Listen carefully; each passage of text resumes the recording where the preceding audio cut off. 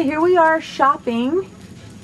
You know, in the museum shop. Mm-hmm. And there's a lot of really cool stuff in the museum, torpedoes and you know, diving equipment, old and new. Except this had to be Scallops' first stop. Yeah. So I purchased my stuff. Yeah, we've been here in the museum gift shop for an hour, and I think they're going to close the actual main part. So but it's a great museum gift shop. But more importantly, I've bought presents. Yeah, we brought presents for everybody. The Waking Crew. And I have something I want to show you. Okay, so walk with me over here. Okay. Okay, here we have a toy. Being a diver, you thought this would be appropriate for me? Yeah. Okay, well look. What? I'm going to read this. To conserve water, submariners take showers that last less than 2 minutes. Now let's go up. I'll pan back. Before we see the shower, where's the knobs? There's the knobs. No. It says display only, don't touch. Please do not, don't adjust the valves. Babe, wow. Okay, but look, now we're going to pan up. Yeah. We're going to pan. You look beautiful in your Hawaiian. Yes, in my Hawaiian lei. It's beautiful for Aloha Friday. Yes. Okay. Ooh. Yeah. Okay. Very beautiful. Yeah. So watch, this is the shower. 2 minutes. You're on a submarine. You have to take a shower. Look at this. That's what you get. Wash and rinse, and then it's like over. Okay, really? show us. Yeah, that's it. Okay, show us where you sleep. Oh, here. Now this is the part that is the most interesting to me. Yeah. I mean, all that torpedo stuff and all that's fine. The fact that a woman, although these are men, but a woman, I don't. A woman can't be on a sub. Yeah, for 90 days, and that's all you could have. I don't think so. Why can't you chicks be on subs? Does that bother you? I don't know. You don't care. I don't care. I wouldn't be on a sub anyway. It would bother me. No woman wants to be. That's why. I'd be holding my breath the whole time. I'd be holding my breath the whole time. That's great. Yeah, you're important here. But show them, like pick one up, or what do? Do they slide out? Do something. I don't think you're supposed to. Well, this lifts up. See? Lift it up. Oh, you can't. Oh, you're not. No. Don't touch the displays. See, this shows you right here. Okay, where's all their stuff? It's all right there in the Oh, bottom. I see. That one's lifted up. This is where they sleep, and then Okay, they sleep up here, and that thing lifts up like that. That's all their belongings for the couple months they're at sea. And then you have this little thing that you pull across for privacy. Wow, no wonder women don't want any part of this. Oh, and there's the curtain that you pull right at the bottom. Yep. All right. Tell formerly the Air Force too. This guy's a hot dog, and he worked for Disney, and now he works for the Undersea Naval Museum here in Keyport. Tell the kids, especially the kids listening, this isn't just artifacts and torpedoes and munitions and subs and stuff that we can see here. This is the future. This is just like Legos, kids. And the way I have to tell you that is, if I gave Ichabod a box of 50 little white Lego bricks, and I asked him to build something, he would build me something. I'm sure it would be, maybe a dog or a car or a house, or, a fake Rubik's Cube, all white to make it easier to solve. But if I told him then to take it apart and make something else, he could. And that's what technology is all about, and undersea technology. It's just like pies, cakes, and cookies. All the ingredients is the same, it's the recipe. So when you come here and you look at a torpedo, you may see a 727 airplane just by disassembling it in your mind and reassembling it. And that's what learning about the history of technology is all about. It's reinvention. How about, you talked about, and we saw that suit. Walk with me where the suit is, the little Michelin Man suit. You got a minute to show me? We're going this way right now. I've got to walk so we can take him where the Michelin suit is.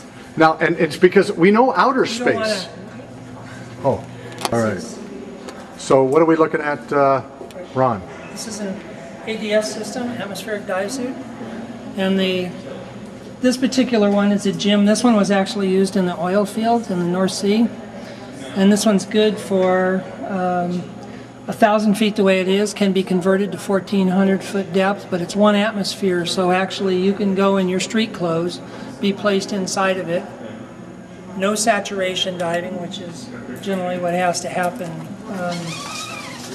generally what has to happen when you do deep diving. So this again is one atmosphere. This is actually just like a man-powered submarine. But we still use those today. We talk about outer space, but Absolutely. inner space is the water. Kids listening, you can go learn how to do this. Right, and you don't have to be a diver. You just become a technician. This particular suit, in fact, the new submarine rescue system, a Navy diver chief just went down 2,000 feet in the newest system. But this has got a hull assembly in it, and it weighs 900 pounds. Underwater, it only weighs 60. And that's something for you to learn about. It's Archimedes' principle and buoyancy. So the Navy has developed one called the No Modes, which if you swing the camera across the way there, U.S. Navy number 2. And this one didn't implode until 5,000 feet. And that's all carbon fiber hull.